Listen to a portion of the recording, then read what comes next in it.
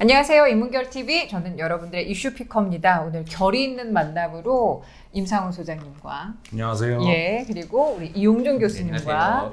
그리고 결이 있는 만남의 주인공이시자 저희 지금 3명의 가슴을 막 이미 흔들어 놓으신 저희 김영미 국제분쟁 전문 PD님을 모셨습니다. 소개합니다. 어서 오세요. 네, 안녕하세요.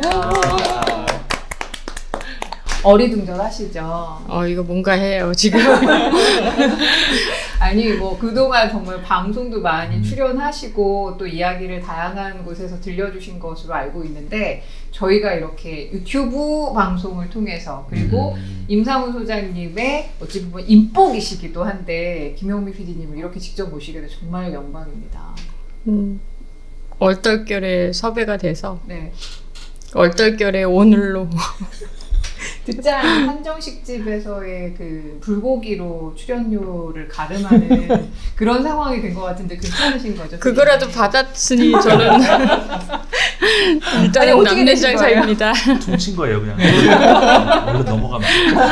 얼른 넘어간 걸로. 아니 저 아마 많은 저희 인문결TV 시청자분들이라면 관심 가지고 아마 이분의 활동을 좀 그동안 눈여겨보시지 않았을까 싶은데 우리 김영미 PD님을 직접 소개하시는 것도 좀 뭐 의미가 있겠지만 그녀의 열렬한 팬이 또 한 분 이 자리에 계시거든요. 우리 이용준 교수님께서 한번 소개를 해주시면 어떨까? 갑자기 이렇게 말씀을 하시니까 네. 제가 네. 지금 아까 뵀을 때 거의 뭐 이효리급. 한효주나 송혜교급 제가 같이 굉장히 저를 감동을 주신 분인데 사실은 여기 한번 오시자고 작년인가요? 소장님께 한번 말씀을 드린 적이 있어요. 그래서 제가 사실은 이론적으로 국제법을 공부하는 와중에 과연 실제 국제분쟁의 현장에서는 어떤 일이 발생되는지를 제가 잘 모르거든요. 그래서 그 문제에 관심을 갖던 와중에 김영미 PD님께서 쓰신 이 세계는 왜 싸우는가 저 책을 보고 굉장히 감동을 했습니다. 그 세계 분쟁의 현장을 굉장히 생생하고 실질적으로 전달하고 계시고요. 그 안에 뭐 법적인 문제, 정치적인 문제들을 굉장히 잘 녹여내셨습니다. 최근에 제가 몇 년 동안 본 사람들 중에서 저를 가장 감동시킨 전 세계에서 만난 분입니다. 네. 하트가 빵. 네네. 아마 이거는 이거 존경이지, 하트가 저희, 아니에요. 저희 누에 PD가 이렇게 뭔가 이렇게 막 쏴주는 그런 그래서 작업이 예, 오랫동안 사실은 분쟁 전 세계 주요 분쟁 지역을 직접 취재를 하시면서 현장에서 많은 부분들을 공감하고 또 소통할 수 있도록 그 기본적인 정보들을 있는 그대로 우리의 시각에서 전달을 해주신 분으로 또 유명하고요. 또 그래서 이 책이 굉장히 많은 반향을 일으켜서 어린 중학생들 그리고 그 엄마들의 국제적인 시각을 균형 잡힌 시각으로 바꿀 수 있는 큰 역할을 하신 분입니다. 네. 제가 보기엔 그 정도 소개하는 걸로 예. 앞으로 말씀을 나누면서 한번 교수님 말씀드릴 것 방금 같습니다. 마지막에 하신 말씀 이게 우리가 처음에 인문결 TV 개국할 때 바로 우리가 했던 말이잖아요. 맞아요. 그러니까 그때는 엄마와 아들이 아니라 아빠와 딸이었어요. 맞다. 아빠와 네. 딸이 함께 볼 수 있는 방송을 만들어 보자라고 했는데 이 책이 벌써 우리에 앞서서 그렇죠. 네. 네. 하고 있었어요. 네. 제목이 세계는 왜 싸우는가? 세계는 왜 싸우는가? 네.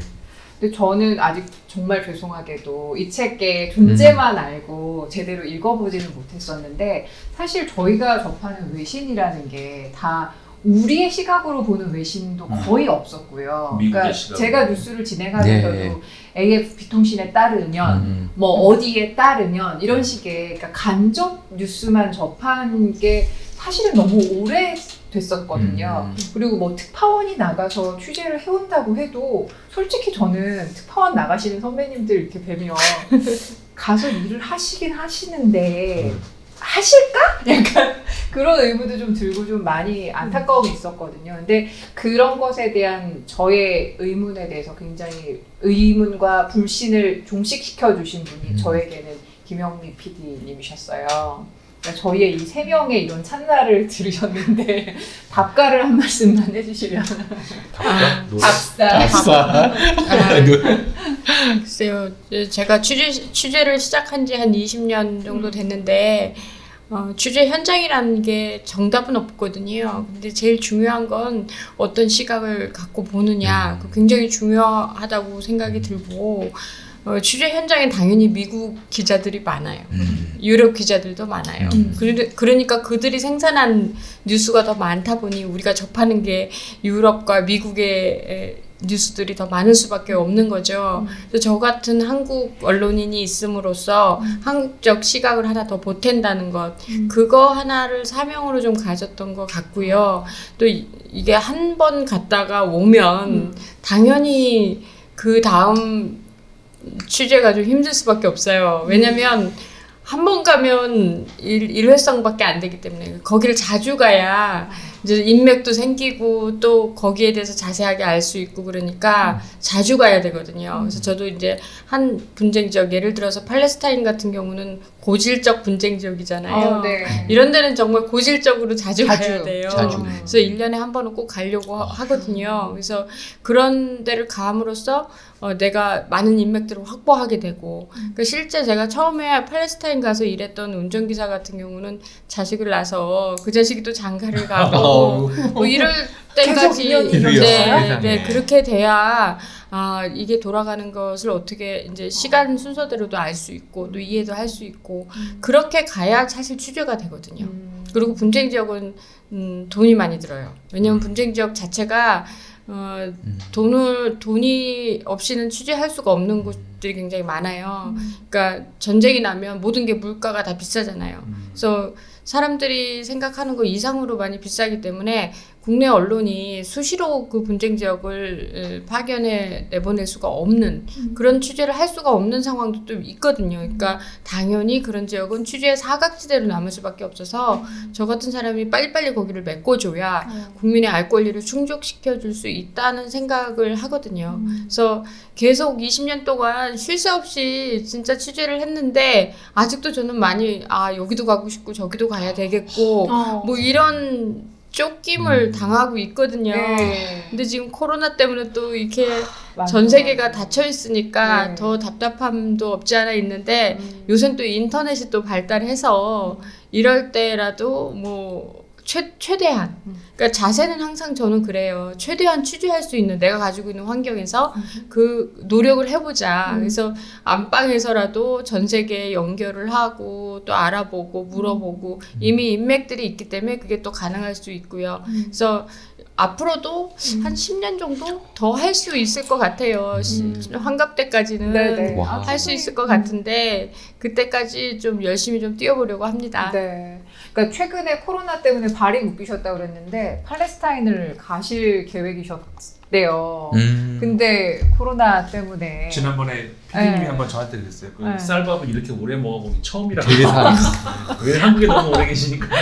한국 음식이 물리도록 아, 먹어보기도 네. 처음입니다. 이렇게 오랫동안 한국 음식을 먹어본 적이 정말 너무 많이 있었죠. 코로나 네. 때문에. 이렇게 하시는 거를 사회적 자본이라고 표현하셨거든요. 사회적 자본. 예, 사회적 자본. 그런데 지금 말씀을 들으면서 그 취재 자체도 그렇지만 전 세계에 깔려 있는 그 튼실한 인맥 자체가 또 우리나라 전체의 사회적 자본 같습니다. 근데 저는 이 분쟁 지역 전문 PD라는 이 이름이 어찌 보면 개인적으로 보기에는 굉장히 뭐 본인의 사명감 때문에 떠나셨다고 할지라도 가족 입장에서는 좀 많이 불안할 것 같아요. 일단 제가 붙인 게 아니에요. 아 그래요? 다행입니다. 남들이 그렇게 불렀고요. 네.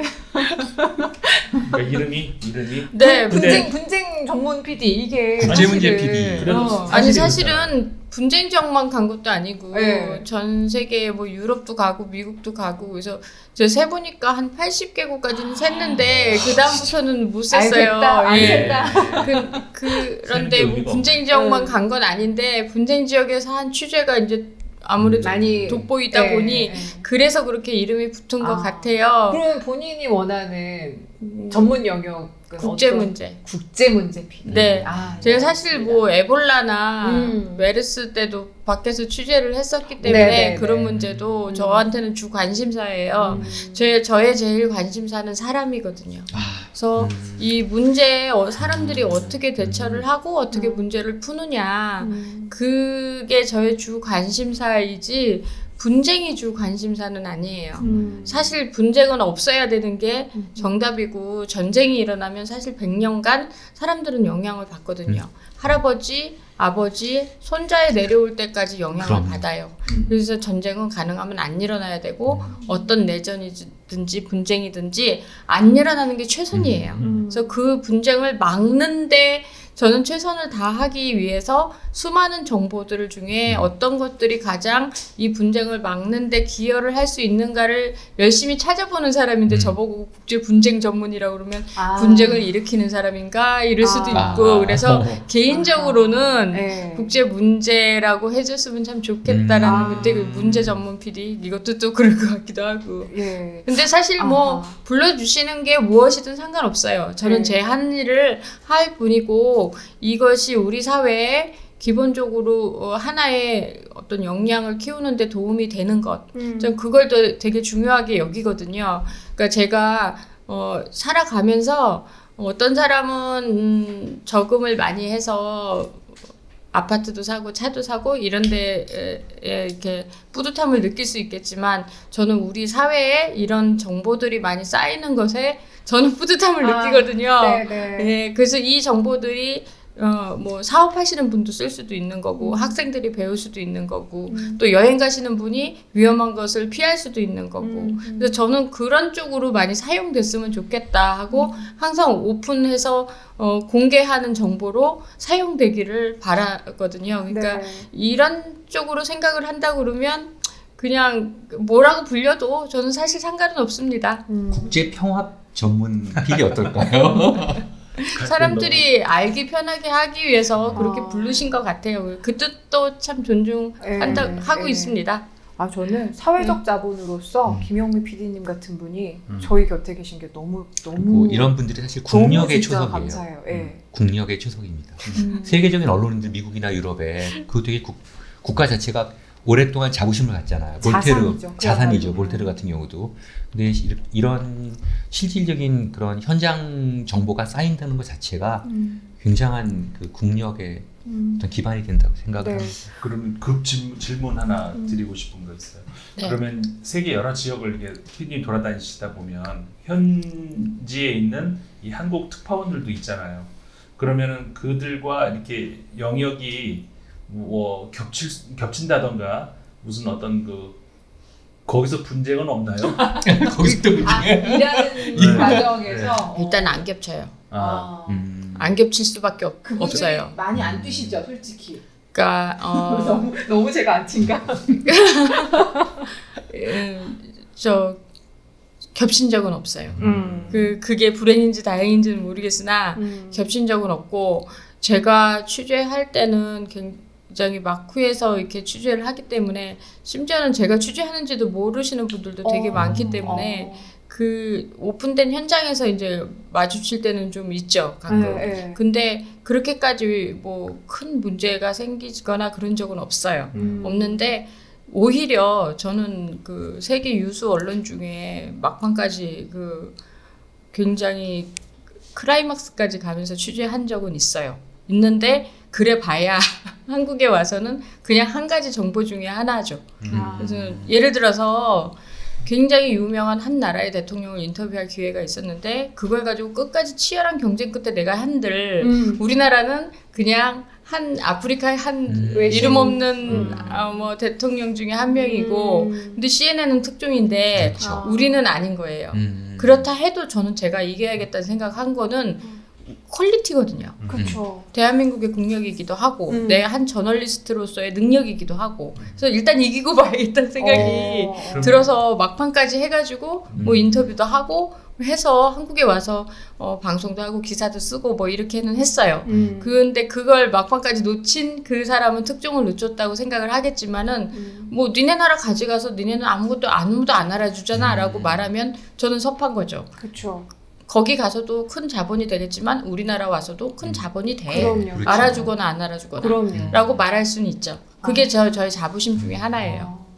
그 저희가 외신을 전하면서 임상훈 소장님과 제가 항상 좀 안타까웠던 것들이 그러니까 우리나라에서의 그 외신의 가치를 따지는 데 있어서 그게 얼마나 우리나라에 영향을 줘? 그래서 뭐 so what? 이게 붙어버리면 정보로서의 가치는 우리가 스스로 깎아먹는 거잖아요. 그러니까 그런 걸 좀 종종 보셔서 임상훈 소장님도 굉장히 안타까워하셨는데 그리고 김영민 PD님 이 말씀에 대해서 어떻게 생각하세요? 그리고 그 우리 언어 습관 중에서도 국제 문제, 국제 소식 이런 것하고 외신하고 같이 혼용을 해버려요. 맞네. 그렇다. 그거는 늘 제가 방송국에서 그렇다. 느끼는 건데 국제 문제 전문가, 국제 문제 기자, 국제 문제 뭐 이렇게 부르는 것하고 외신 기자, 외신 전문 이렇게 그러니까 어떤 차이가 있는 거죠? 외신은 외국의 언론이죠. 그러니까 외국 통신을 줄여서 외신이라고요? 그렇죠. 외국에서 어떤 보도가 나왔는지를 우리가 받아가지고 아까 말씀하신 것처럼 AP에 따르면, AFP에 따르면, 뭐 CNN이 이런 보도 이런 것들이 외신을 전해주는 건데 우리는 그것으로 국제 뉴스를 퉁쳐버린다는 거죠. 그러니까 저는 이제 그 아까도 말씀드린 특파원들이 현지에서는 뭘 하는지 궁금하고 물론 일을 하시겠죠. 당연히 그들을 일이 안 한다는 의미가 아니고 그만큼 우리나라가 이제 방송국이나 언론에서 그 국제 뉴스에 국제 문제에 그 투자하는 비중이 너무 적다는 거예요. 그러니까 방송 그 분량 자체가 굉장히 너무 적은 그렇죠. 비중을 차지하고 있으니까. 근데 이게 국제 문제를 얼마큼 비중 있게 다루냐가 결국 국력이거든요. 국가 브랜드고. 예, 그러니까 그 한국 사람들의 집단적 무의식 속에 전 세계의 키 플레이어가 될 수 있다는 생각을 못 하거든요. 그러니까요. 근데 이제 이런 김영민 PD님 같은 분들의 그 공헌 같은 것들이 우리 중심에서 얘기할 수 있다라는 그런 생각을 이제 바꿔가는 과정이겠죠. 그래서 그것 사실 돈 들여서 왜 오페라하고 오케스트라 육성하겠습니까? 그게 국가 브랜드잖아요. 그러니까 그런 측면에서 굉장히 의미 있다고 생각을 합니다. 네. 그리고 오늘 이용준 교수님께서 이 책을 직접 가지고 오시면서 대학에서 아이들 주교재로 학생들을 가르치는 데 국제법. 있어서 네. 국제법의 주 교재로 이 책을 쓰신대요. 그러니까 법학과, 본인이 법학과, 그렇죠. 예. 그러니까 본인이 그 커밍아웃을 하시기에 나는 이론가다. 나는 한낱 이론가다. 다만 김영미 PD님은 발로 뛰어서 그곳에서 실질적이죠. 그야말로 사실 더하기 진실을 알려주시는데 굉장히 혁혁한 공을 이런 책을 통해서 지금 쓰고 계시다고 평가를 하셨어요. 이 법적인 함의도 많이 여기에 녹여놓고 계시고요. 네. 그리고 세상은 어떻게든 연결됩니다. 항상 말씀하시지만 세상은 어떻게 연결됩니다. 학생들 반응은 어떻습니까? 굉장히 좋았습니다. 예. 어떤 효과를 좀?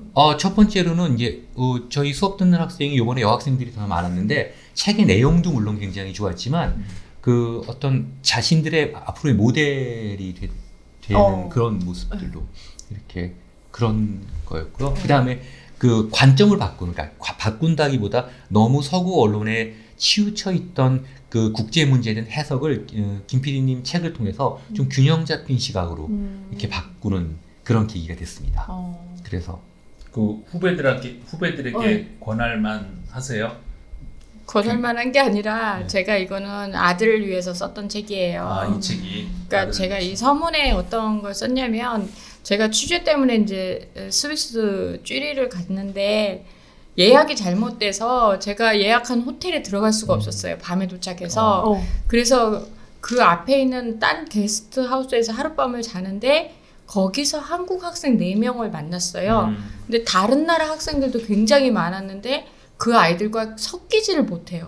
왜냐면 우리나라 학생들이 좀 그래요. 몰라요. 그러니까 대화가 안 되는 거예요. 그렇다고 우리 한국 학생들이 영어를 못하느냐 그게 아니었거든요. 영어는 현지인들보다 훨씬 잘했어요. 제가 봤을 때 발음은 완전 미국인 스위스 현지인들보다 훨씬 잘했는데 그렇죠.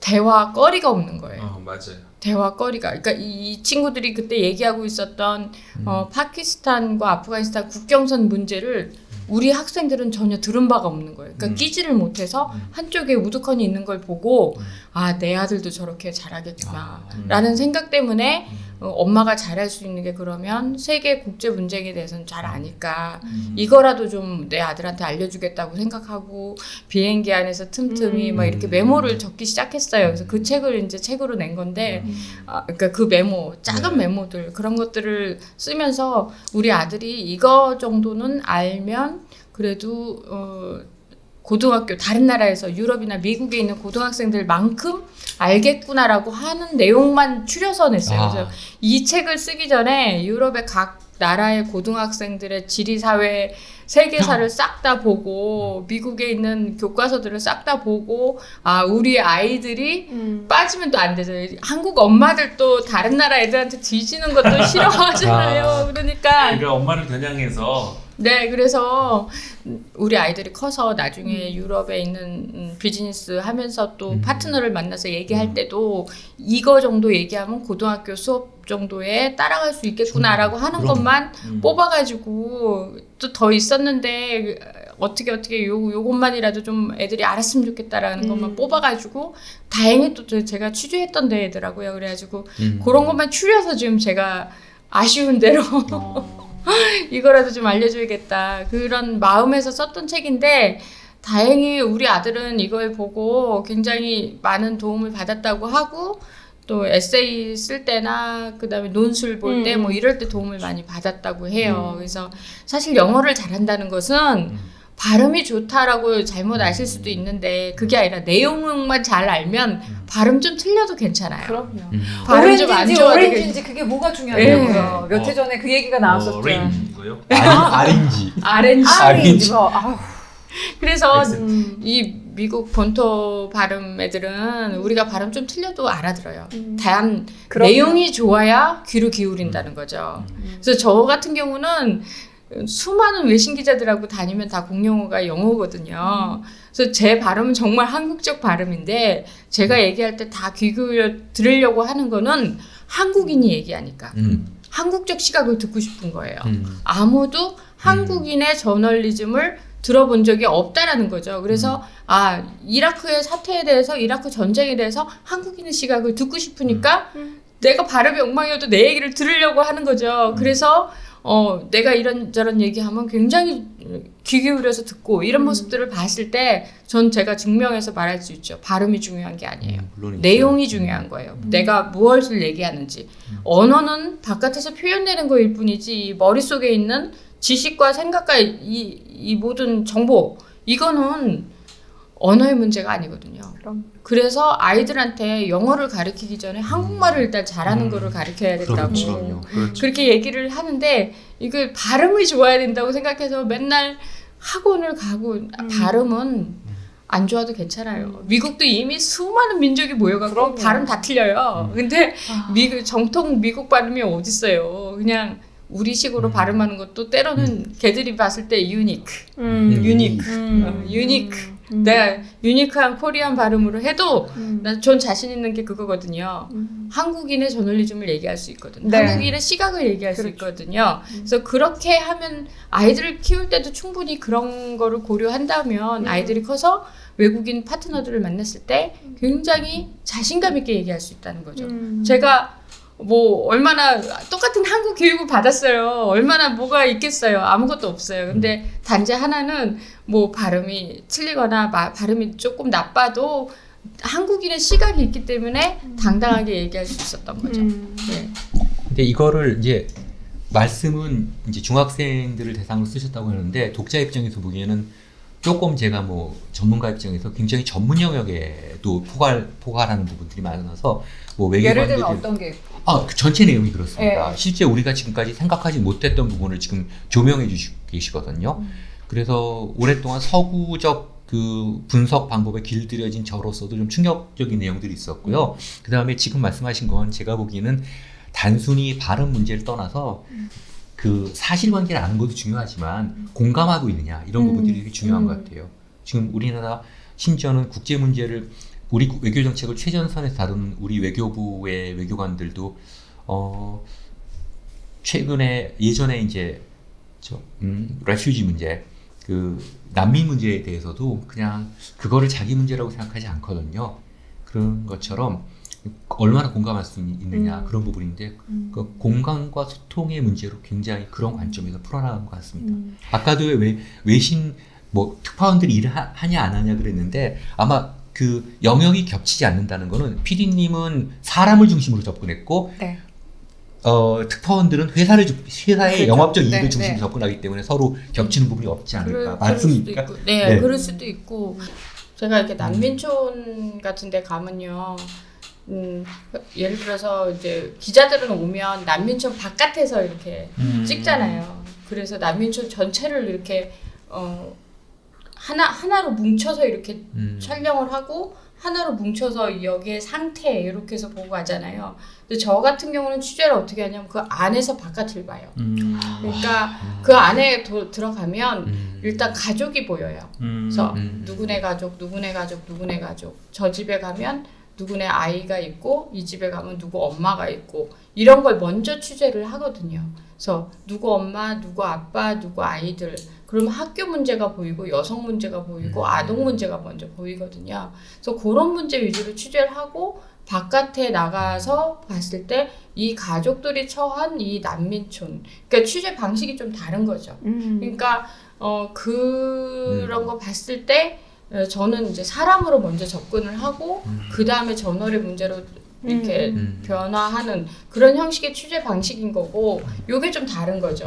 근데 제 취재 방식은 시간이 걸리는 거예요. 네. 난민촌에 오신 분들은 대부분 상처받은 사람들이에요. 그러니까 우리가 봤을 때는 정말 흔한 난민촌이겠지만 다들 각자 너무나 그렇죠. 큰 충격을 받고 오신 분들이거든요. 집을 잃거나 고향을 떠나거나 사실 고향을 떠난다는 거 몇천 년 살던 자기네 터전을 버리고 나온 네. 거예요.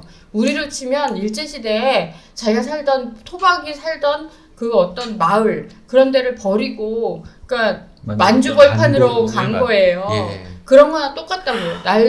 말도 설고 말도 틀리고 사람들도 틀린 만주벌판으로 나오신 분들이 얼마나 많은 충격을 받고 나왔겠어요. 보따리 싸들고 나와갖고 그런 사람들만 모여있는 게 난민촌이에요. 그러니까 마음을 금방 안 열어요. 그러면 이제 제가 가서 누구 엄마 말 좀 해봐. 그런다고 마이크 들이댄다고 말하는 게 아니거든요. 그러면 옆에서 계속 얼마나 힘들었어 라고 이렇게 위로도 해주고 또 같이 초콜릿도 나눠 먹고 초콜릿 먹어봤어? 막 그러면서 같이 나도 안 먹어봤는데 너도 뭐 같이 먹어보자 막 그러기도 하고 애들 키우는 얘기하고 애 키우면서 뭐가 힘들어 제가 말 제일 안 들어 제가 안 들어 막 그러면서 진짜 한국의 아파트에 사는 엄마들하고 똑같이 얘기를 해요. 제가 것처럼.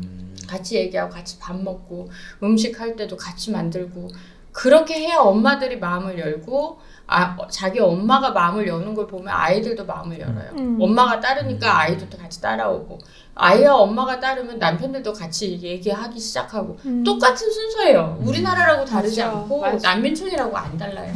사람이 사는 세상은 기본적으로 이 컨셉으로 다 이루어져 있거든요. 단지 그 사람들은 충격받은 사람들이라는 거죠.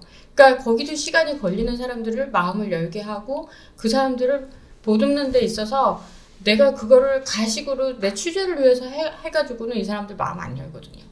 알죠? 그걸 왜 모르겠어요. 외국인인데 더군다나. 그러니까 더군다나 카메라도 막 이렇게 막 들고 있으니까 그런 사람들한테 마음을 열게 하기 위해서는 정말 내 진정성이 아니면 되지를 않는 거예요.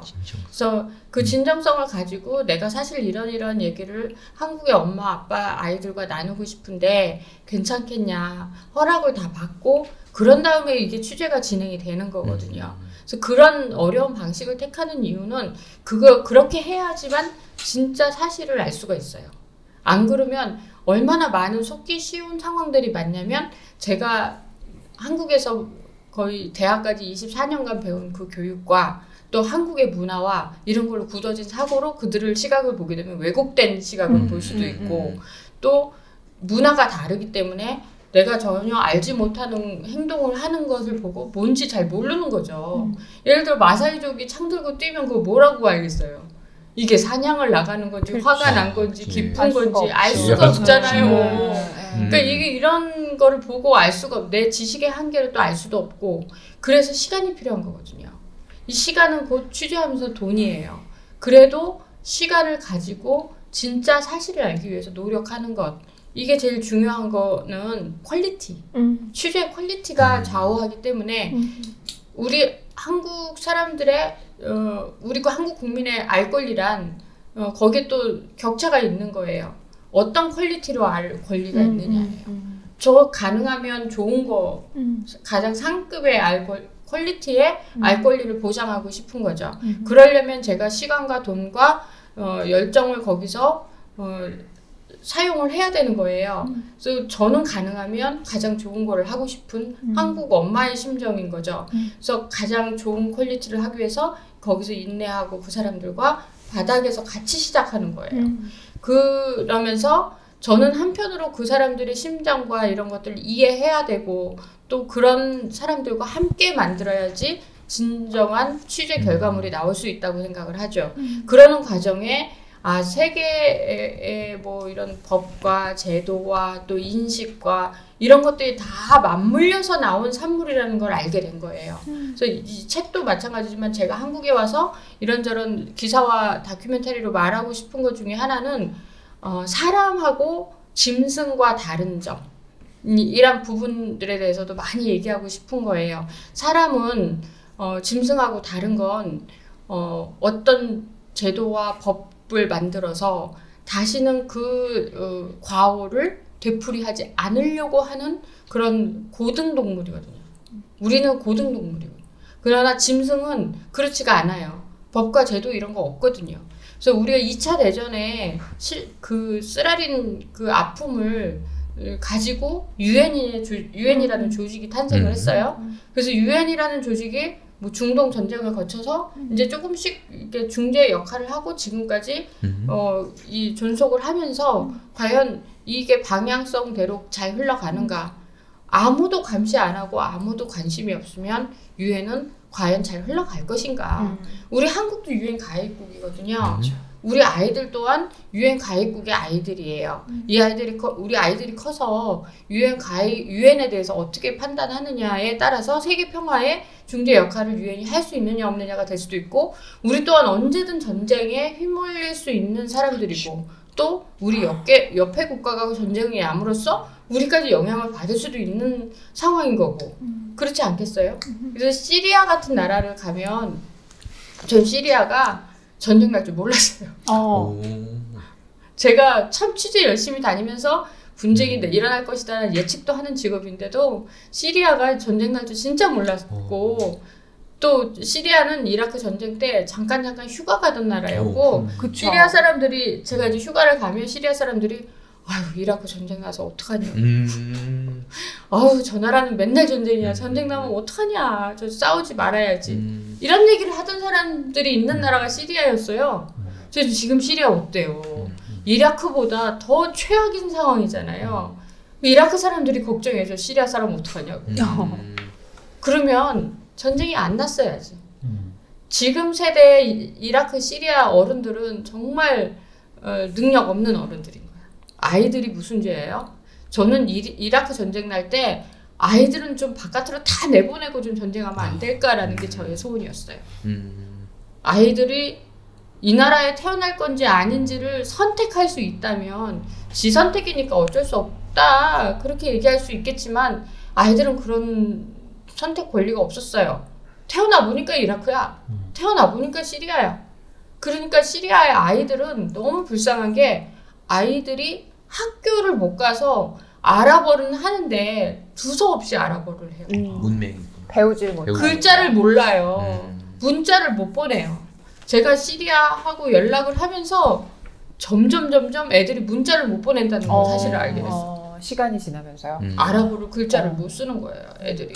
학교가 없어져가지고. 그러면 이런 아이들이 전 세계에 있다면, 점점 많아진다면, 우리 한국 아이들이 이런 아이들을 미래에 안 만날까? 만나게 되죠. 그러면 어느 순간에 외나무다리에서 만났을 때 일하면서 답답한가 힘든가 이 과오를 우리 아이들이 겪는단 말이에요. 그래서 시리아의 전쟁이 난 게 우리와 영향이 없는 게 아니에요. 우리 아이들을 정말 유기농 먹여서 키우고 이랬는데, 미래에 일을 하면서 이런 답답함을 안겨주는 건 우리 어른들이 시리아에 관심이 없었으니까. 그 책임을 제가 지금 느끼는 거죠. 그래서 조금이라도 시리아 상황을 좀 알리고 싶어 하는 데는 이런 엄마의 마음이 있거든요. 내 아들이 커서 어떤 상황에서 시리아 사람을 만났을 때 일을 할 때 엄마가 좀 미안했어. 그때 시리아 전쟁에 대해서 우리가 그때 어른들은 좀 무관심했어. 라는 거에 대한 조금은 빚을 갚는 느낌? 그런 거였는지도 모르겠어요. 뭐 우리도 한 세대 전에 바로 시리아 상황이었지 않습니까? 네. 예, 저희보다 한 세대 전에.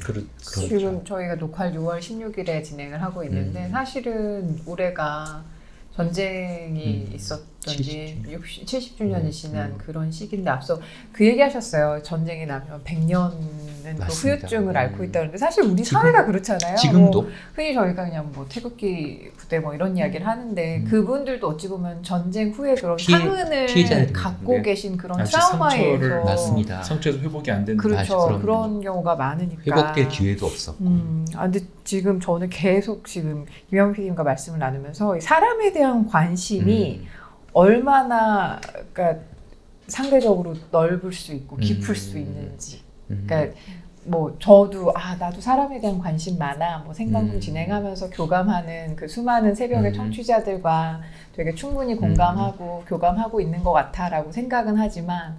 지금 말씀을 나눠보니 그 넓이와 깊이에 있어서는 그렇죠. 진짜 따라갈 수가 없을 것 같아요. 그 저변에 휴머니즘이 있다고 생각을 합니다. 되게 휴머니스트죠. 그렇죠. 제가 보기에 네. 그 저널리스트이죠. 대부분의 경우 이제 사람 좋아한다 이런 말 우리 많이 하잖아요. 근데 그거는 행복할 때. 맞아. 맞아. 맞아요. 그리고 네. 행복한 사람을 맞아. 좋아하는 거지. 네. 맞아. 불행하고 그러니까 이런 사람들 예. 우리가 사람 좋아해라고 흔히 우리가 얘기할 때 그건 아니거든요. 네. 그러니까 그런 보통 사람들이 얘기하는 그런 나는 저 사람 맞아요. 좋아해 하고 그거 본질적으로 좀 다른 얘기인 것 같아요. 그렇게 그런 열악한 상황에 빠진 그런 사람들을 두고서 이제 사람을 그러니까 아주 휴머니즘을 이야기하기는 정말 어렵거든요. 어렵죠. 맞아요. 근데 아까 저는 그 얘기도 좀 더 좀 설명을 들어보고 싶은데 사람과 이 짐승이 다른 이유 우리가 뭐 유엔을 그러니까 두 차례 세계 대전을 겪으면서 유엔 기구를 만들어내고 거기에서 어떤 제도와 법을 만들어냈는데 그게 어찌 보면 잘 지켜지지 않았기에 터지는 이런 분란들 그게 또 하나의 전쟁이기도 하고 불안불안한 국제 사회의 그런 여러 요소일 텐데 그걸 실제 보시면서 더 법이나 이런 거에 대해서 더 좀 강건한 그런 신뢰나 이런 게 필요하다라고 생각을 하셨다면서요. 그 얘기도 좀만 더 나눠주세요. 법학자님이 옆에 아닙니다. 계셔서 제가 법을 저는 모릅니다. 한날 이론다. 한날 이론다. 맞습니다. 처음에는 이런 법이라는 게 있는지 몰랐어요. 몰랐는데 아니 이렇게까지 인간이 나락으로 떨어지는데 국제사회는 왜 가만히 있지? 라는 거에 대한 회의가 들었고 그러니까 이렇게까지 인간이 나락으로 떨어진다는 그 상황은 제가 사실은 되게 트라우마가 많았어요. 그런 장면들이 굉장히 많고 이 책도 사실은 다 못 쓴 얘기들이 많죠. 제가 봤던 그 수많은 충격적인 장면들 이런 것들 제가 지금까지 본 죽음과 뭐 그 충격적인 장면들은 제 입 밖으로 내기가 제일 겁날 때가 되게 많은 그런 끔찍한 장면들이 굉장히 많은데 사실 그런 거를 보고 제가 취재하면서 첫 죽음을 봤던 기억이 나는데 그게 이제 아프가니스탄에서 봤는데 그냥 머리통이 그냥 날아가는 걸 봤어요. 근데 사람이 움직이더라고요. 그래요? 한순간 그러니까 조금은 움직였어. 그러니까 자기가 죽은지 모르는 거예요. 머리통이 날아갔는데도. 그러니까 그거 보고 나서 너무 트라우마가 커가지고 그렇죠. 매일 밤 꿈에 그게 보여가지고 그게 별짓을 다 해. 머리 없이. 그래요? 꿈속에서. 옷도 갈아입고 그래요? 별짓을 다 해. 근데 그 말씀을 듣다 보니까 PD님은 취재하는 과정에서 개인 건강 괜찮아서 굉장히 보통 사람 버티기가 힘들 수 있을 것 같은데 건강은 어떻게 그래서 챙기셨어요? 제가 제일 걱정되는 게 그거였어요. 제가 뇌가 이상하게 돌아버리면 내가 순간 판단 잘못할 것 같아서 음. 저널리스트가 현장에서 판단 잘못하면 끝장나는 그렇죠, 거죠. 그렇죠. 제가 너무 걱정이 돼가지고 현대의학에 나와 있는 치료는 다 받겠다. 그래가지고 심리치료, 무슨 테라피, 무슨 정신과 진료, 그다음에 이 전쟁 트라우마에 관한 그 최첨단 그 미국에서 받는 코스 뭐 이런 거 다 했어요. 다행히 현대의학이 아주 아무것도 아닌 건 아니더라고요. 네. 그래서 미국까지 가갖고 3년 코스 막 이런 것도 쭉 받고 막 해가지고 그래서 뭐 그 치료 과정 중에 뭐 동행 치료 뭐 이런 것도 있고 그래요. 그래서 그런 것도 다 받아서 정말 성실하게 받아서 그나마 좀 다행이고 제가 1년에 한 번씩 뇌 MRI를 찍어요. 혹시라도 이 뇌가 잘못돼가지고 잘못 판단할까봐 굉장히 제가 제 뇌를 못 믿는 거예요. 그러니까 저는 저를 잘 못 믿어요. 이상하게. 왜냐면 혹시라도 이게 내 취재가 잘못됐을 수도 있다는 생각을 해갖고 남들은 크로스 체킹이 아니라 뭐 제크로스 뭐 또 좋은 의미의 자기 검열을 엄청나게 굉장히 많이 심하게 하시는 하는 게 네. 제가 저를 못 믿는 게 이게 뇌가 잘못 그걸 봤는데 내가 이 뇌가 정상이 아닐 수도 있다 이런 너무 생각을 많이 충격적인 하니까 장면들을 많이 워낙 극한 보셔서. 상황을 네, 많이 그래서 하시고. 굉장히 많이 크로스 체킹을 하는 사람 중에 한 사람이에요. 내가 나를 못 믿어가지고. 그래서 다행히 5분을 안 한다는 그런 장점도 있긴 한데, 그 몸이 피곤한 거지, 이제. 그럼요. 그것저것 확인해야 되는 게 너무 많으니까. 네. 그래서 그러면서 제가 느끼는 건 뭐냐면, 이 연화지옥이라고 그러죠. 연화지옥이 따로구나. 공자가 말한 우리가 연화지옥 살고 있는 환란의 이- 시대가 이런 걸 말하는 거구나. 뭐 무슨 요한 계시록에 나온 그 무슨 지옥이 이런 걸 말하는 거구나. 그런 걸 막 느낄 때가 되게 많은 거예요. 현실에서. 그래서 그 첫 번째 그 사람 중 그 치료받는 와중에 제가 논어를 읽었어요. 공자의 논어에 보면 환난의 시기에 사람은 어떻게 이걸 이겨내야 됩니까라고 제자가 물어봐요. 그때 공자가 대답한 건 딱 하나였어요. 측은지심을 가지면 된다고. 공자의 측은지심이 환난을 이기는 것이다. 인간의 비책이다라고 말을 하거든요. 그래서 그 측은지심이란 인간에 대한 마음이거든요. 같이 느끼는 공감을 말하는 거예요. 그래서 그 다음부터 이제 취재할 때 그 공감 코드가 인간에 대한 이런 아픔과 환난을 극복하는 키워드가 되겠구나라고 생각을 했던 거예요. 지금 피디님 말을 듣다가 아까 교수님 그랬잖아요. 나는 한낱 이론가일 그 제가 그렇게 아닙니다. 죄송합니다만. 근데 아닙니다. 별 말씀 당연합니다. 상대적으로. 네, 아니요, 그럼요. 인문학으로 보는 시사 이런 거 하잖아요. 제가 그래서 인문학을 가지고 이제 시사 이런 것들 보고 이런 프로를 같이 하거든요. 근데 한낱 인문학자. 지금 이게 진짜 인문학 수업이네. 네, 맞습니다. 아니 오죽했으면 논어를 받겠어요. 진짜 얼마나 힘드셨으면. 얼마나 막 그냥 오자마자 막 별짓을 다 해본 거예요. 될 수 있는 한. 근데 논어가 눈에 띄었어요. 저 공자할 맹자를 읽어보면 뭐가 되지 않을까? 막 그러면서 막 그거를 집중력으로 막 읽어봤는데 거기에 그 말이 나왔고 빛이 쫙 비치는 느낌이 딱 들었고 역시 짐승과 나는 달라 라는 자부심이 딱 생겼어요. 그거 딱 보면서 3000년 전에 공자도 이런 말을 했는데 그럼 뭐 지금 인간은 그때보다 더 발전된 인간의 형태니까 당연히 뭔가 방법이 있겠지라는 생각이 들었고 그런 거를 찾을 수 있다는 거는 인간의 특권이라는 거죠. 인간으로 태어난 것 자체가 특권이에요. 사지 육신 멀쩡한 어떤 더군다나 막 내가 뭘 못 찾아 막 그러면서 찾아보자 막 그런 생각들을 많이 했고 또 인간으로 태어난 그 인간의 뇌를 갖고 태어났다는 그 자체에 축복이 아닌가 싶어서 인간으로 태어난 특권을 마음껏 누려보자. 짐승의 길로는 가지 말자. 근데 사실 우리가 길 가다가도 휴지 아무도 안 보면 싹 보낼 수도 있죠. 그리고 또 아무도 안 보면 또 내가 또 막 이럴 수 있죠. 그런 순간 이게 제 마음속에 저울 같은 게 떠올랐어요. 인간으로 가냐 짐승으로 가냐 저울 막 눈곱이 막 움직이는 듯한 막 착각이 들었어요. 그래가지고 그 다음부터는 무조건 인간의 저울로 갈 수 있게 이렇게 내 뇌가 이렇게 작동을 하는 것 같았고 인간의 특권을 마음껏 누려보는 삶을 살고자 노력하고 싶어요. 인간이니까. 그리고 다른 사람들도 그런 삶을 살 수 있도록 자꾸 비춰주고. 누군가 그런 인간의 특권을 마음껏 누리고 싶으시다면 그런 걸 도와드리고 싶은 마음이 있습니다.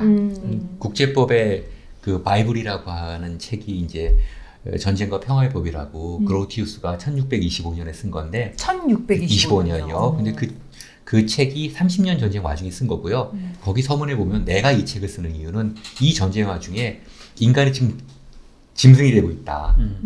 예. 그래서 이걸 어떻게 막는 방법이 없을까 해서 최소한 짐승만은 되지 최소한 말자. 짐승만은 되지 말자. 그래서 국제법이 이제 그 책을 썼습니다. 전쟁과 평화의 법. 지금 우리가 전쟁과 평화의 법이라고 번역되지만 사실 전쟁에 관련된 법이고요. 이제 평화는 뒷장이죠. 워낙 끔찍한 부분들이니까 깊은 고민 속에서 진짜 깊은 고뇌와 어떤 좌절 속에서 나온 책이거든요. 지금 말씀하신 거하고 일맥상통하지 않나 그런 생각. 짐승이란 키워드는요, 제가 뭐 이렇게 생각해서 나온 게 아니에요. 총을 쏘는 사람의 눈빛을 봤어요. 그렇죠. 그 눈빛이 짐승의 눈빛이에요. 아 그걸 총을 쏘는 사람의 눈빛이요. 네, 짐승의 눈빛이에요. 이상. 뭔가 뭔지 알 것 노리는 같아요. 사람의 사람의 눈이 눈을 아니었어요. 갖고는 그렇죠. 또 다른 사람을 쏴 죽일 수 죽이기 없죠. 쉽지 않을 것 그럼요. 같아요. 사람의 눈이 아니었어요. 되게 충격적이네요. 그래서 전쟁을 하고 전쟁을 통해서 뭔가 얻으려는 자들은 짐승이구나라고 판단을 했어요. 그러니까 사람이 존재하는 한 사실은 사람이고자 하지만 사람이 존재하는 한 분쟁은 계속되는 것 같아요. 예, 인간에 대한 어떤 근데 본질적인 그때 존재. 사람은 사람이 아니죠. 근데 그것도 한 사람이 측면의 접하는 사람이 사람이 짐승이고. 그렇죠. 근데 그것도 사람의 한 구성 요소인 것 같습니다. 아니요, 근데 사람은요, 그 가증스럽게 위장을 잘해요. 네. 짐승인데 사람인 것처럼 맞아. 옷도 입고 모자도 쓰고 넥타이도 매고 가면도 잘 쓰고. 그래서 전쟁을 일으키면서 마치 지가 굉장한 정치가이고 굉장한 대단한 인물인 것처럼 예. 뭐 이래서 우리는 이래서 명분, 전쟁 명분 이래서 우린 전쟁을 일으킬 수밖에 없어요라고 쫙 깃발을 딱 들면서 사람인 척하죠. 근데 짐승이었던 거예요. 네.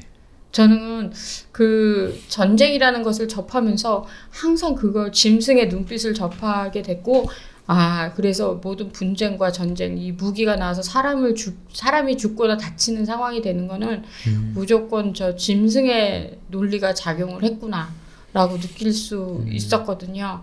그래서 분쟁과 전쟁은 없어야 된다. 무조건 막을 수 있고, 인간의 특권 중에는 그걸 막을 수 있는 힘이 있어요. 이게 책상에서 다 막을 수 있어요.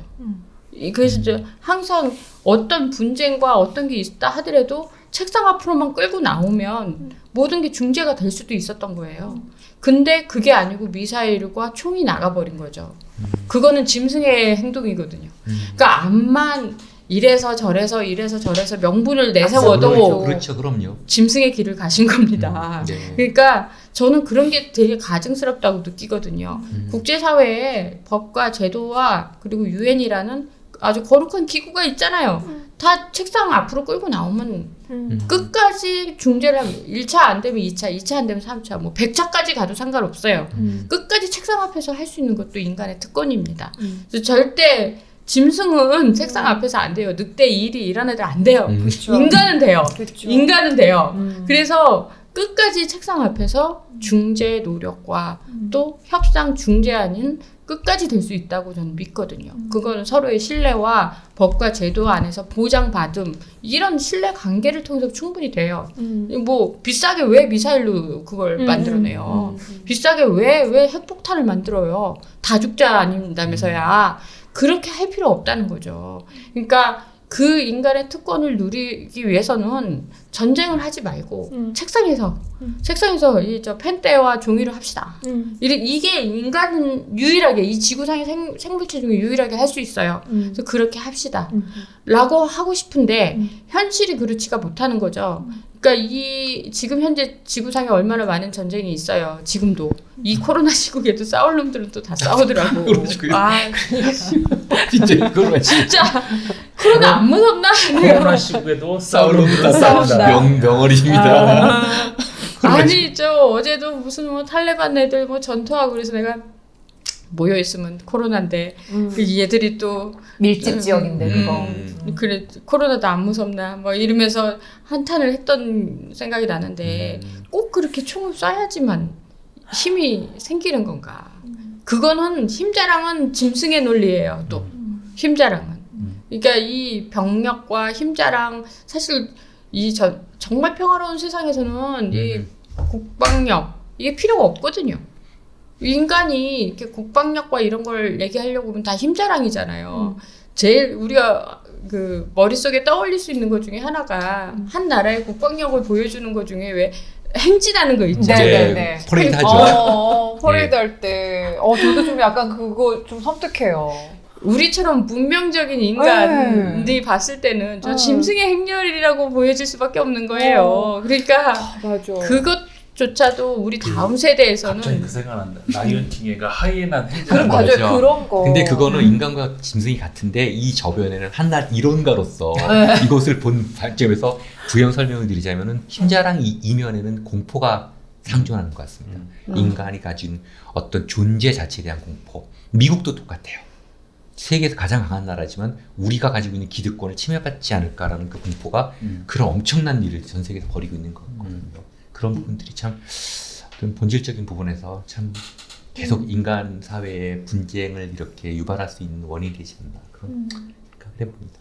지금은 우리는 너무 당연하게 보여지지만 후대에는 와 정말 이런 짐승 같은 짓들을 위해서 했단 말이야 라고 느껴질 일본이 저는 그거라고 생각을 해요. 핵탄도 막 앞에 세우고 여러 나라 있죠. 뭐 북한도 그렇죠. 있고 뭐 러시아도 있고 뭐 미국도 막 의장 뭐 하고 뭐 이런 거 있잖아요.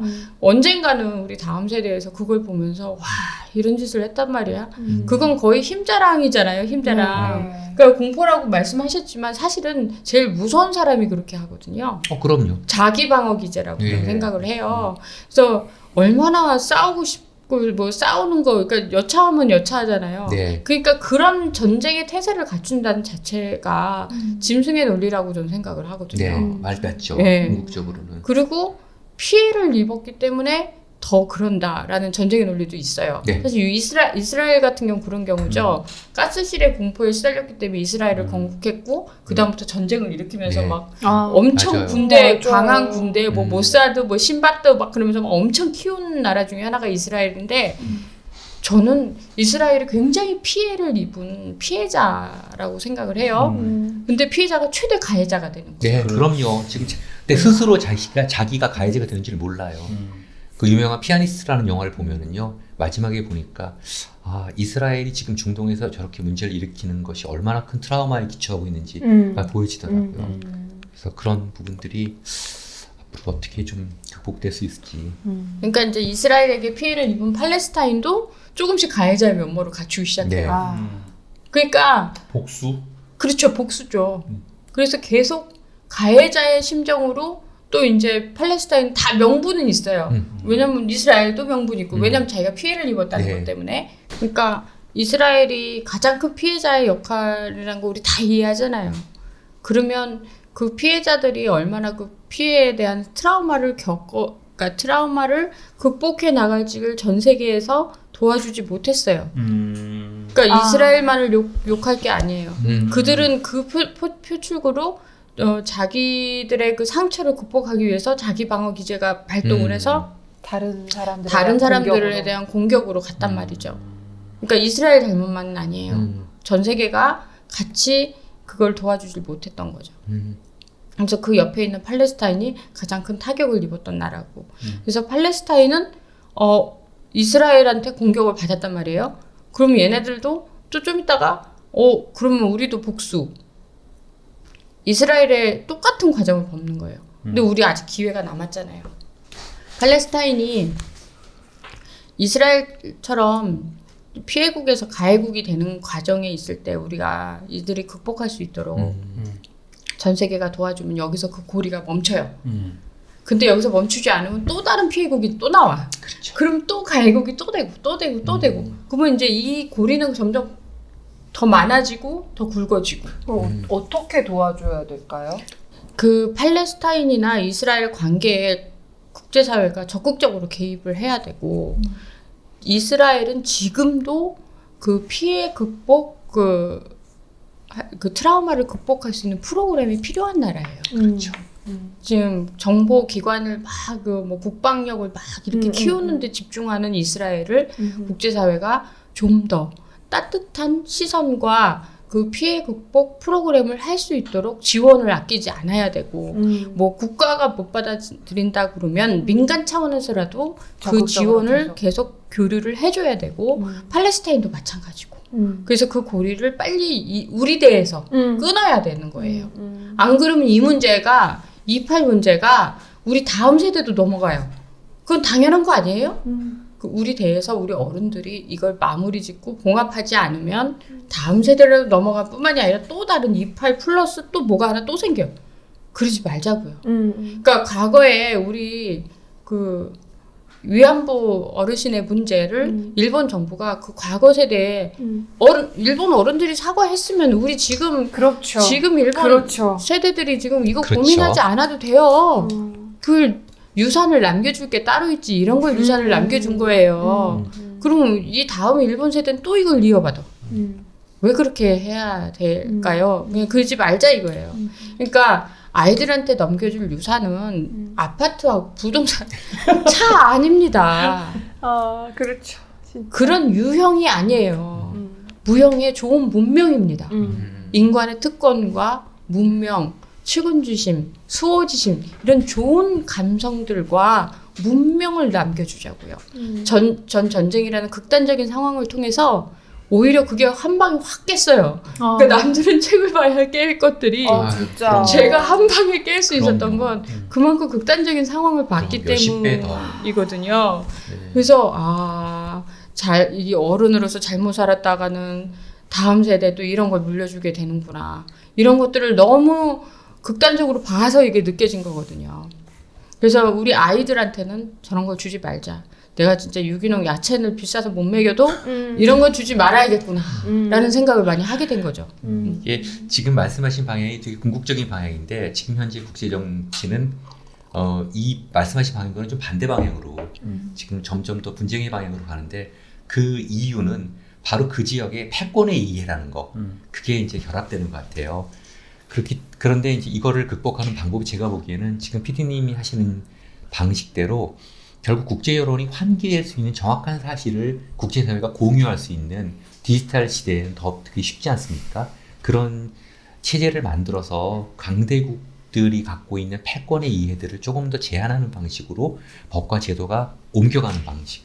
그렇게 해서 단계적으로 이것을 풀어나가지 않으면은 굉장히 어려울 것 같습니다. 거기 분야별로 뭐 아시다시피 뭐 이라크 전쟁 같은 경우도 언뜻 보면은 뭐 이렇게 전쟁이 난 것 같지만 이 석유 결제 화폐의 그 전환 과정에서 어떤 미국과 뭐 독일, 프랑스 이해가 부딪히는 거 아니겠습니까?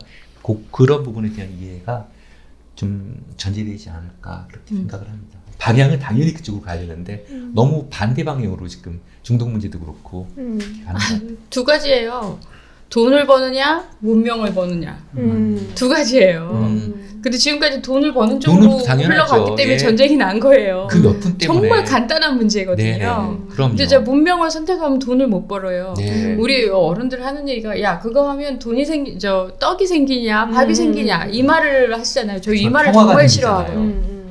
돈과 떡과 밥이 그게 우리의 정말 인생의 가치관 모든 것으로. 이게 또 6.25의 산물이에요. 맞아요. 먹고 살기 힘들어갖고 그 그땐 정말 먹고 살기 힘들었죠. 떡과 밥과 뭐 이거 갖고 진짜 목숨 걸고 먹었던 시대니까 전쟁은 그런 거예요. 근데 우리는 지금 그런 세대 아니잖아요. 그러면 이제 떡과 밥을 포기하더라도 문명을 선택할 때가 된 거예요. 그래서 우리 문명을 선택한다. 이 생각의 전환이 와버리면 바로 그렇게 말씀하시던 그런 뭐 패권이라든가 이게 무용지물이 그렇죠. 돼버려요. 그렇죠. 자본주의, 신자본주의 어쩌고 뭐 이런 게 다 무용지물이 돼버려요. 쓸데없는 얘기가 돼버리는 거죠. 진짜. 그럼요. 문명을 택하는 그 순간. 그럼요. 그래서 제가 지금 전 정말 그러니까 가치관이라는 거가 얼마나 중요한지. 그러니까 전 정말 은행에 대출을 받기 싫어갖고 집을 안 샀어요. 사람들 다 바보라고 하죠. 아니 왜냐면 대출을 받아서 저 집을 사면 집값이 올라서 돈을 버는데 왜 안 사? 너 바보야. 이 소리를 계속 듣죠. 근데 제가 그걸 포기했어요. 왜냐? 제 가치관이 그게 아니기 때문에. 그럼 바보예요. 근데 난 문명을 선택했어요. 나는 이자를 내는 거 싫고 은행을 먹여 살리는 거 싫고 그 돈으로 나는 딴 걸 하겠어. 지금 현재 내가 네. 하고 싶은 걸 할 거야. 난 취재에 더 쓰고 싶어 이 돈을. 취재에 썼어요. 그래서 그걸로 인해서 난 더 많은 정보를 갖고 왔어요. 그래서 더 많은 국민의 알 거를 축소시켰어요. 저는 이 투자가 더 이자가 더 이게 더 많은 이익인데 저들은 그거를 아파트로 보는 거예요. 서로 가치관이 다른 것뿐인데 내 가치관은 인정 안 하고 저 가치관이 우세하다고 생각하는데 이걸 또 코로나가 탁 망가뜨리네. 코로나의 이전과 이후가 달라진다는 말이 이거예요. 자본주의 돈으로 다 된다고 생각했던 세상이 조금씩 무너지는 거예요. 왜냐? 그 코로나 바이러스는 뇌물을 안 먹더라고. 오늘 명언 많이 야, 나오네. 오늘 진짜 코로나 뇌물 안 먹는 거 받아 적어요. 맞아요. 코로나 뇌물 안 먹는 사람. 이란의 고위급 관료들이 네. 코로나로 막 죽고 쓰러지는 네, 거 네. 보고요. 와, 저 이란 진짜 취재하기 힘든 나라거든요. 그런 고위급 관리들은요. 취재는 만나기는 그냥 만나는 것조차도 정말 힘든 사람들이 팍팍 쓰러지는데 와 코로나 쟤네들은 왜 이렇게 상하를 모르고 위아래 없이, 위아래 없이 덤비자. 다 덤볐냐. 이제 문화 충격 막 이랬거든요. 돈만 있으면 다 돼. 이란도 마찬가지였어요. 뭐 근데 왜 좋은 병원 가도 안 되는 거잖아요. 그렇죠. 그거는. 지금 왜냐 경제 제재를 받아가지고 거기는 병원에 가봐야 그 약이 그 약인 거예요. 그러면 돈 있는 외국인 고위 관리들은 외국 병원으로 갔다고요. 근데 코로나는 안 되는 거야. 외국 병원을 갈 수가 없는 갈 거야. 수가 없구나. 갈 수가 없었던 거예요. 갈 수도 없고 갈 수도 없고 가봐야. 가봐야. 거기도 그래. 거기도 그래. 가봐야. 그렇게 됐던 거예요. 그러니까 죽은 거야. 음. 그거 보고 돈으로 안 되는 게 생긴 거야 이제. 코로나. 네, 이렇게. 맞습니다. 그래서 이게 또 코로나가 온 세상이 달라진다는 얘기가 바로 이거구나 라는 생각이 들었고 이제 자본주의와 돈으로 되는 세상에서 이제 잣대가 점점 달라져야 돼. 그렇죠. 다양해져야죠. 다양해져야죠. 가치관은 다른 거예요. 이 뇌가 주름이 다 다르게 생기지 않았을까요? 그러면 사람 생각도 다 다르지 않을까요? 그 사람들의 가치관도 다 다를 것 같아요. 왜 한 가지 가치관에만 매여야 되나요? 난 다르게 생각할 수도 있는 거잖아요. 다르게 생각하는 사람을 다르게 보면 안 된다고 보거든요. 그냥 그 사람이 저렇게 생각하는구나. 그냥 그렇게 보는 게 제일 낫죠.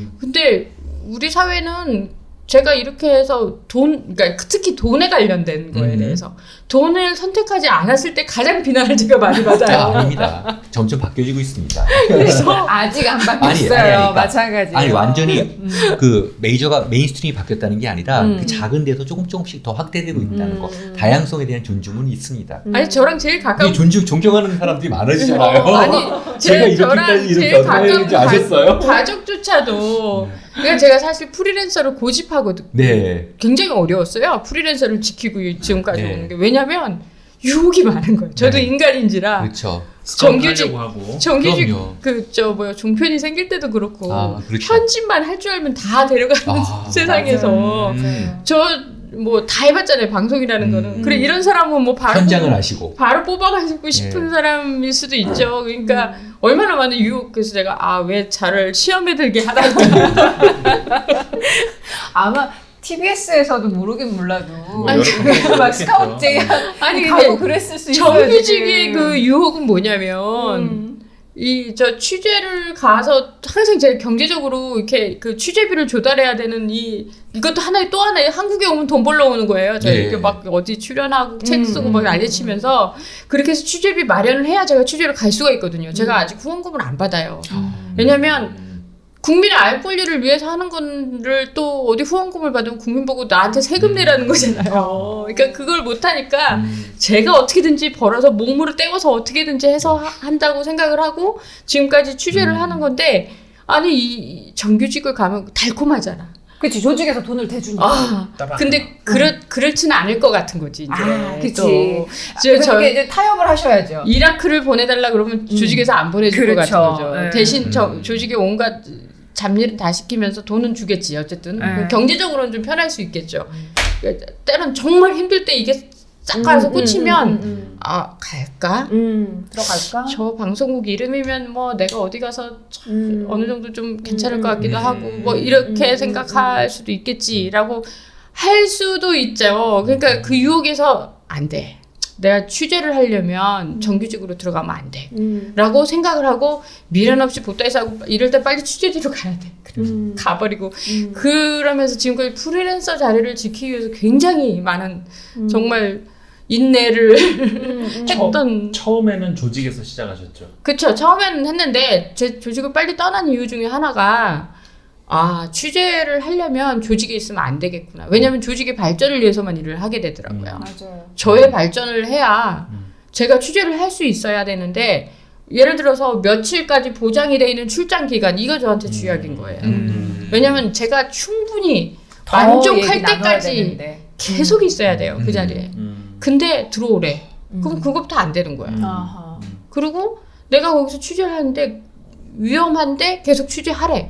그러면 안 되는 거예요. 그렇죠. 판단, 순간의 현장에서의 판단 굉장히 중요한데 그거를 한국에 있는 책상의 데스크는 모른다는 거예요. 왜냐하면 상상할 수 없는 세계니까. 그렇죠. 그래서 누구의 지령을 받으면 안 되는 게 이 직업인 거예요. 그래서 아 프리랜서를 반드시 지켜야겠구나 네. 라고 생각을 했는데 정규직의 유혹을 받는다. 그건 정말 저한테 유혹인 거지. 그래서 지금까지 지금 이걸 지키기도 되게 힘들었던 건데 앞으로도 계속 제가 이걸 계속 지키려고 하는 거는 제 취재 역량을 키우는 것도 필요하고 사실 그 취재라는 게 약간 스포츠 같은 것도 있어요. 그러니까 외신들하고 붙어서 경쟁. 내가 약간 어느 정도 이제 좀 할만한데 이걸 또 이제 조직에 가고 싹 섞일 수가 없잖아요. 네. 이제. 크라우드 펀딩 같은 거 하면 어떨까요? 진짜? 예, 이런 정도면 정말 국민 전체가 네. 십시일반으로 맞아. 정말 PD님을 네. 아니 그게 이제 세금 같다는 거지 제가 제 느낌에. 의무감이 부여가 될것 그렇죠. 같아요. 그러나 좋은 의미로 아니 그 의무감이 아니라 국민들한테 부담된다는 얘기인 거지. 근데 왜냐하면 그렇지만 국민의 알 국민들한테, 권리는 헌법에 나와 있는 기본권이에요.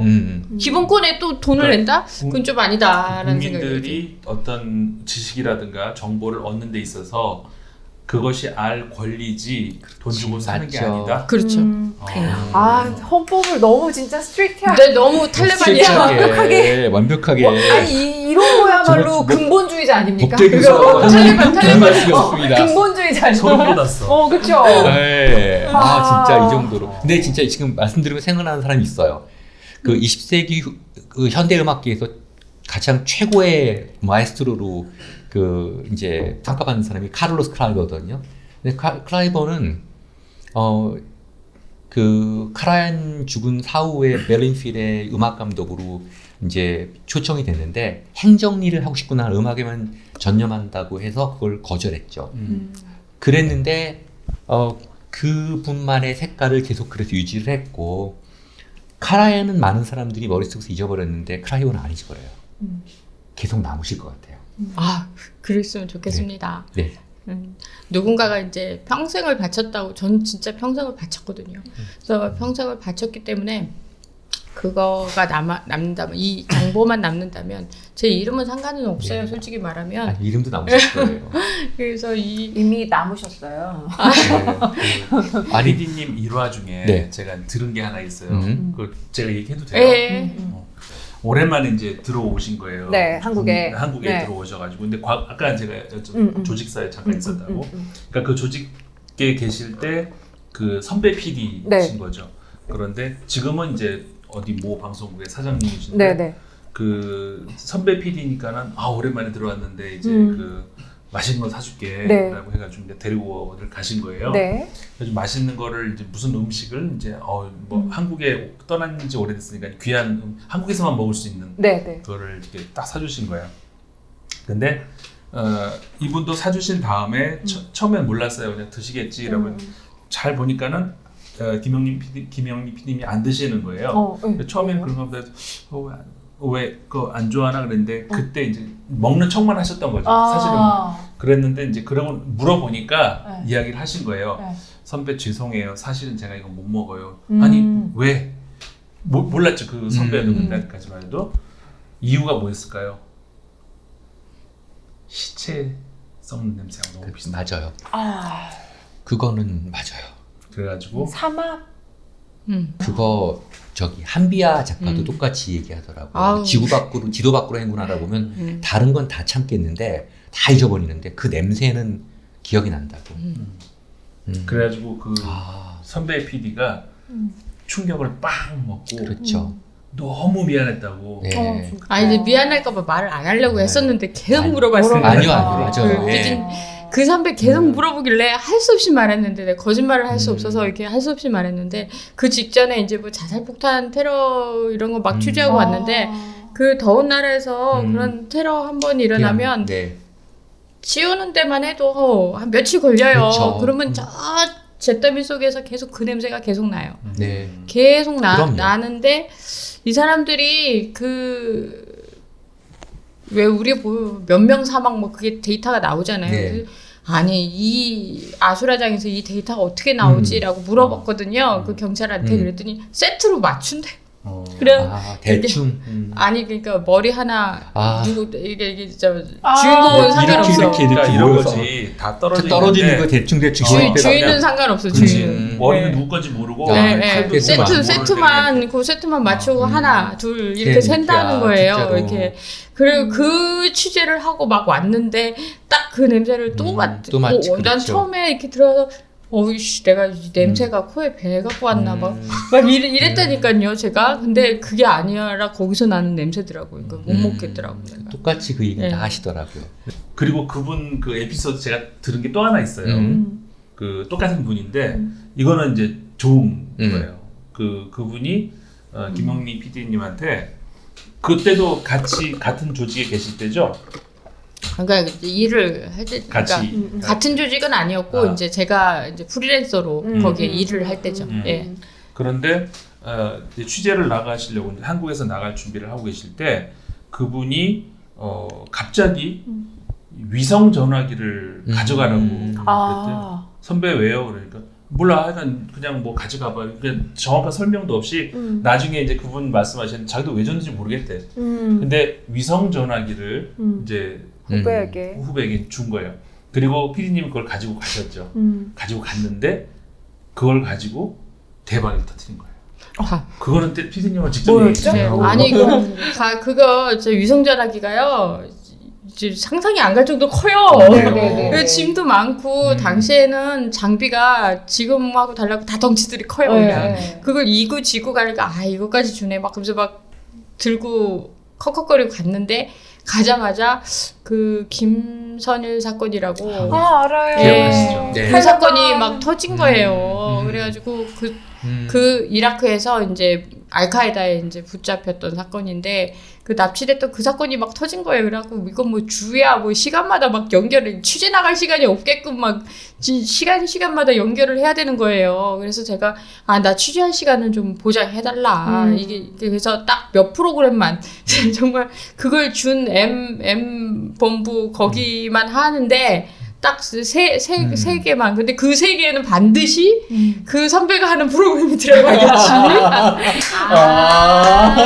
그런 캐스팅 경험을 또 하셨구나.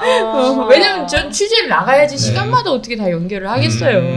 그리고 그 M본부에서는 그 전화번호를 딱 타방송국에 알려주겠어요? 안 알려주죠. 근데 그 시신도 처음 보셨다면서요? 네, 맞아요. 그러니까, 네. 여기서 그 시신도. 웃으면 안 되는데 네네. 김선일 씨 시신을 처음 처음 본 분이 네. 김영미 PD. 되게 글쎄 말씀. 아니 되게 메인 도로에 있었어요. 그랬어요. 네, 되게 메인 도로에 있어가지고 너무 쉽게 발견했고 구석에 있는 게 아니라.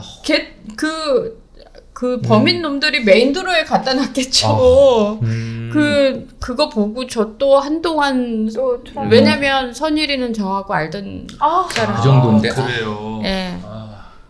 저는. 그러니까 내가 알던 한국인이 그러고 있다는 사실 자체만으로도 굉장히 충격적이어서 사실 그거 취재하고 바로 나 더 이상 취재 못하겠다 이 생각해가지고 잠깐 나올까 생각도 했는데 이겨내고 싶어서 제가 더 취재를 하려고 했어요. 그 다음에 이제 한국군 파병이라는 큰 주제가 있었기 때문에 그때 한국인이 한 명도 없으면 안 되겠다 해서 제가 그냥 남았거든요. 남아서 그 뒤로도 한 6개월간 더 이라크에 남아서 취재를 하면서 굉장히 많이 힘들었는데 일단은 그래도 우리가 베트남에 한국군 파병할 때 기록들이 별로 없거든요.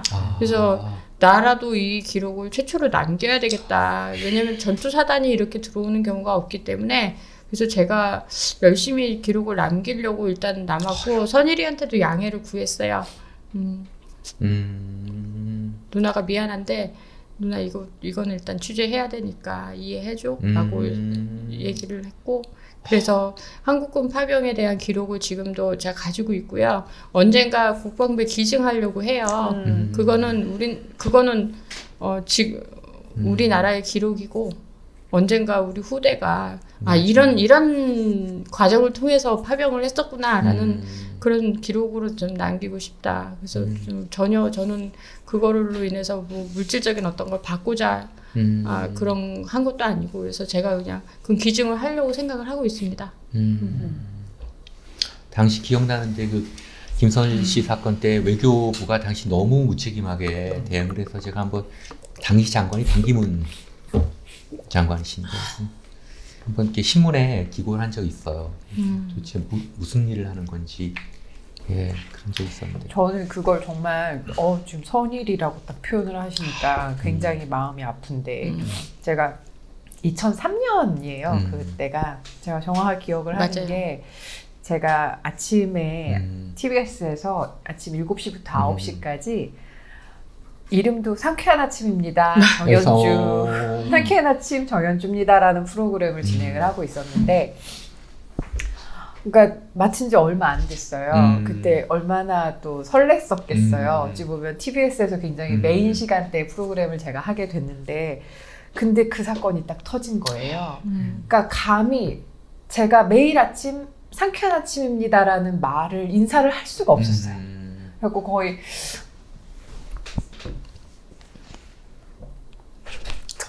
네, 아유. 그러니까 전 일면식도 없는데 그냥 한 달간 되게 국민 전체가 충격받았던 사건이잖아요. 네, 근데 그러니까 뭐라 그래야 되지? 방송을 하는데 네. 너무 정말 그때 저는 놀랬던 게 전 사실 이 정도가 아니라 그거를 이런 말씀 어떻게 표현을 의사들이 붙여서 보냈어요, 시신을. 쿠웨이트에서. 나는 그 상황에서 의사들 대단하다. 저거를 이렇게 좀 붙여서 보내는 것만 해도 대단한데 그걸 현장에서 보셨으니 그러니까. 어떤 느낌이셨겠어요? 저는 그 상상만 해도 맞아. 그거를 참 그래서 그렇게 그때 생각됐는데. 상쾌한 아침입니다라는 프로그램 명을 버리고 그냥 인사만 했어요. 몇 월 며칠 뭐 방송 시작합니다라고 한 걸 한 달 정도 했었는데 일면식이 없는데도 너무 마음이 아팠어요. 그리고 그때 처음으로 제가 그동안 굉장히 무지했었고 세계가 돌아가고 있는 그런 일련의 사건들이 저랑은 아무런 관계가 없다라고 생각을 했었어요. 그때 참 반기문 장관이 명언 남기셨죠. 국민 여러분, 개인의 안전은 개인이 지키는 겁니다. 그 명언이죠. 제가 그거를 가지고. 근데요, 그때는 우리 문명이 그 정도밖에 안 됐어요. 대한민국의 국민의 안전은 국가가 지키는 거예요. 국민의 한 사람의 안전까지도 외국에서 국가가 함께 해야 되는 거예요. 그렇기도 하지만 그때 당시 더더욱 잘못한 거는 김선희 씨가 이렇게 지나가다가 테러를 받은 게 아니라 유튜브 그때 일을 하고 뿐만 아니라 생중계가 됐거든요. 계속해서 자신의 상황을 갖다가 어쨌든 알카에다가 그런 거지만은 얘기를 했다고요. 자기 죽는다고. 그래서 아직도 기억나는데 자기 죽기 원치 않는다, 죽지 않고 싶다고 얘기를 하는데 그거를 사실은 외교부가 무시했잖아요. 그렇기 때문에 문제가 생긴 거지. 아무리 국가라고 하지만 국민이 지나가다가 테러 받은 거 그것까지 어떻게 할 수는 없잖아요. 지나가는데 갑자기 일격을 받았다. 근데 그게 상당한 좀 여유가 있었는데 뭐 대한민국 정부가 뭘 했습니까? 그 부분 참 유명한 말을 남겼죠. 그리고 그 반 장관께서 당시에 나는 이런 포토라인에 서본 적이 없다. 근데 그분이 본인이 장관이신지를 모르시더라고요. 장관은 그런 거 하는 일인데. 근데 지금은 좀 다르죠. 그때 벌써 우리 15년 전의 일이고 지금은 코로나를 겪으면서 우리 정부의 국민에 대한 생각이 많이 바뀌었다고 생각했어요. 맞아요. 그래서 전 세계로 국민들을 안전을 위해서 그 실어 오는 거 보고 그리고 전에 한번 그 사이판인가 어디서 이렇게 태풍이 불어왔을 때 우리 외교부 직원이 그 조끼를 긴급 그 조끼를 입고 그 수송기를 타고 그 C-130 수송기를 타고 그 거기까지 가서 이렇게 국민들을 모셔오는 거 보고 저 진짜 감동했어요. 그냥 저는 사실은 뭐 이렇게 이 정부가 어떤 정부인지 상관이 없이 그 C-130이 불 꺼진 활주로에 내린다는 건 눈 감고 그런 거예요. 눈 감고 진짜 제가 군용기를 많이 타봐서 작전을 해보고 그래서 아는데요. 불 꺼진 활주로를 내리는 건 거의 죽자고 내리는 거. 어느 정도 이걸 알아야 착륙을 할 거 아니에요. 눈 가리고 그냥 어딘지도 모르는데 점핑을 하는 거나 마찬가지거든요. 근데 거기를 내려서 국민들을 데려오는 공군도 대단했고 또 그거에 따라간 외교부 직원도 좀 대단하다고 생각해서 제일 잊혀지지 않은 장면 중에 하나예요. 그래서 그런 거 봤을 때 저는 국격이 많이 달라졌다고 생각을 해요. 지금은. 그 오늘 정말 좋은 말씀 너무 많이 들었어요. 사실 처음에는 제가 생각할 때 한 30분, 40분, 50분, 길어야 50분 이랬는데 말씀을 듣다 보니까 사실 더 막 듣고 싶고 막 그러는데 사실 오늘 이 우리가 찍고 있는 프로그램이 우리가 월간 결이 있는 만남이라고 해서 그 매달 한 달에 한 분씩 이렇게 전문가라든가 어떤 활동가들 모시고 자기 영역을 그냥 편하게 말씀 나누는 그런 그 프로그램인데 그래서 이제 오늘 좀 귀한 시간 내주십사 이제 부탁을 드렸었는데 그 어려운 부탁이 될 수도 있는데 앞으로 우리 그 좀 시청자분들을 위해서 조금 더 우리가 듣고 싶은 얘기가 아직 너무 많이 남았어요. 그래서 일회성으로 끝나지 말고 조금 더 이렇게 출연을 해주시면 안 될까 부탁을 드리고 싶은데 어떠세요? 저는 괜찮습니다. 어차피 지금 랜선 취재 중이에요. 그러면 코로나 상황에 지금 한국인을 받는 나라가 받는 분쟁 지역이 없습니다. 지금. 그렇죠. 그래서 그러면은 언제든 걸로. 네.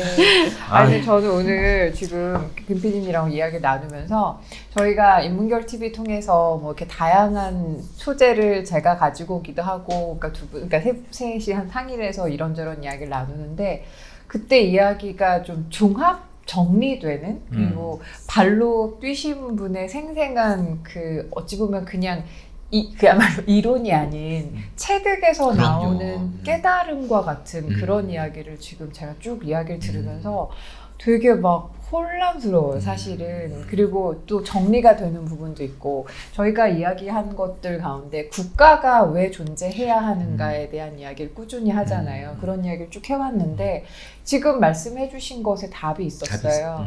인간이 인간답게 살기 위해서 문명을 지켜나가는 데 있어서 최소한의 장치인 게 법이고 그것의 테두리에서 만들어진 게 국가고 그러면 국가가 할 일이란 건 자명한 거잖아요. 근데 어찌 보면 지난 역사 속에서 국가가 한 일이 거꾸로 문명을 파괴하고 인간성을 파괴한 것들은 없었나? 약간 이런 생각도 좀 하게 되고 생각이 진짜 많아지네요. 그러네. 네. 그럼 저는 말을 그래도 조금은 해야지 싶었는데 계속 듣다가 저도요. 저도 마찬가지입니다. 저 울다가 막 울다가네요. 오늘 저는 느낀 게 처음 뵀는데 그 방탄 헬멧 쓰신 것만 보다가 이렇게 직접 뵀더니 되게 고우세요. 그래서 아니 이런 분이 어떻게 그러면 다음번엔 방탄 헬멧 멋있다 생각했는데 방탄 헬멧 딱 쓰고 무엇보다도 그 사람을 바라보는 시선 자체가 굉장히 따뜻했고 그러신 것 그리고 이 명명이 좀 잘못된 것 같아요. 저는 국제분쟁 전문 PD라고 해버리면 너무 한쪽으로 우리 김영민 PD님을 확 몰아버리시는 것 같은데 그야말로 좀 참된 인문학자가 아니신가 막 너무 격상되는 아니에요. 느낌이에요. 왜냐면 저희가 그동안 이렇게 되게 그야말로 이렇게 파편으로 익혀왔던 여러 가지 것들을 지금 오늘 김영민 PD님 말씀을 통해 들으면서 약간 이게 좀 종합이 되는? 왜냐면 인간 속에서 그 안에 그대로 다 들어있으니까 그걸 그대로 종합을 이렇게 보여주시죠. 충격요법으로 그냥 모자이크 한 방에 맞춰지는 경험을 했는지. 지금 살짝 좀 그런 느낌이에요. 네. 예. 아, 극단적인 상황에서 어찌 보면 음. 인간을 찾으셨다고 그 말씀이 또 굉장히 인상적이었고 음. 저희가 지금 오늘 이렇게 첫 만남을 통해서 이야기를 나눠봤는데 앞으로는 또 어떤 이야기를 어떻게 들을 수 있을지 너무 기대가 되거든요. 저도 벌써 기대가 네. 네. 아, 인문결 TV 이렇게 좋은 거를 많이 보셔야 되는데 PD님 잘 부탁드립니다. 아 이쪽 부디 잘 부탁드립니다. 이 좋은 걸. 자, 그러면 우리 인문결 TV 오늘 결이 있는 만남 김영미 PD님과의 첫 번째 만남을 네. 마무리하는 것으로 하고 다음 시간도 기대하겠습니다. 네, 알겠습니다. 어떻게 좀 오늘 해보셨는데 어떠셨어요? 저는 이런 얘기 나눈 거 굉장히 좋아하고요. 제가 지금 이렇게 제 경험을 같이 나누는 것 또한 제가 트라우마를 겪어서 그 극복하는 그거 한 과정이라고 생각을 해요. 그래서 어두운 곳에서 이렇게 혼자 앓는 거를 택하지 않고 다른 사람들과 같이 이렇게 경험을 얘기하고 나누는 걸 선택한 것 또한 저의 가치관 중에 하나라고 생각을 하기 때문에 좀 더 그러니까 제가 건강해야 저는 주 관심사가 이제 저의 정신 건강도 있거든요. 그래서 좀 더 건강하게 취재를 나갈 수 있도록. 그러니까 제가 사실 코로나 때문에 이렇게 묶여 있지만 저는 코로나 덕분에 정신 맞아요. 건강을 더 챙길 수 있는 시간이 돼줘서 아. 저는 좀 오히려 이 시간을 좀 더 즐기면서 살아야겠다라는 생각을 하게 됐고 이 즐기는 시간 중에 이렇게 좋은 기회가 돼줘서 오히려 저는 다행이라고 생각을 합니다. 감사합니다. 아, 고맙습니다. 자, 여타 방송보다 저희가 낫지 않나요? 되게 좋아요 이런 시간. 예. 알겠습니다. 자, 그러면 인문결 TV 오늘 순서 여기서 마치고 저희 모두 다 같이 인사드릴까요? 네. 감사합니다. 네, 감사합니다. 감사합니다.